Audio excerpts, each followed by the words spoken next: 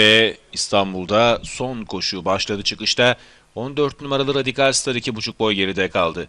Koşunun liderliğini 1400 metre starteri geçirdikten sonra 9 numaralı Bardo aldı. 1,5 boy gerisinde 13 numaralı Büyük Patron var. Onun 2 boy kadar gerisinde 18 numaralı Fıtrat 3.lükte. Fıtrat'ın 1 boy gerisinde 2 numaralı Şaşkova 1200'ü 4.lükte geçerken onun sağrısına dışarıdan yaptığı ataklarla 12 numaralı Çikitay geldi. Daha sonra 16 numaralı Catch the Wind. İçeride 3 numaralı Royal Beauty. Ortada 1 numaralı De La Tierra. Dışarıda da 15 numaralı Bungee Jumper sırasıyla son 800 metre geçirmek üzere.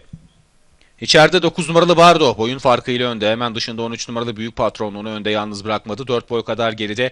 Üçüncülüğe 12 numaralı Çikitay girdi. Çikitay'ın 2,5 boy gerisinde 18 numaralı Fıtrat var. Fıtrat'ın dışında 2 numaralı Şaşkova'yı görüyorum. Şaşkova'nın 1,5 boy kadar gerisinde 3 numaralı Royal Beauty sırasıyla son 600 metreyi geçti safkanlar. 9 numaralı Bardo düzlüğe de yarım boya farklı önde çıktı. 13 numaralı Büyük Patron yine ikincilikte. Büyük Patron'un 2,5 boya kadar gerisinde 12 numaralı Çikitay var. Dışarıdan 2 numaralı Şaşkova'nın, onun dışından da 3 numaralı Royal Beauty'nin gayretleriyle safkanlar son 300 metreyi geçiyor.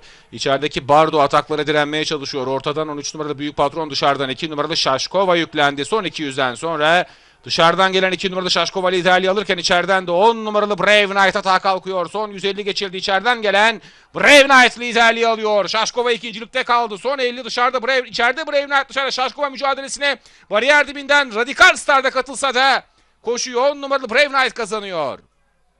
Son atakları bariyer dibinden gelen 14 numaralı Radikal Star'a ikincilik getirdi. 2 numaralı Şaşkova ise koşuyu 3. bitirdi. 10 numaralı Brave Knight Akın Sözen'le kazandı.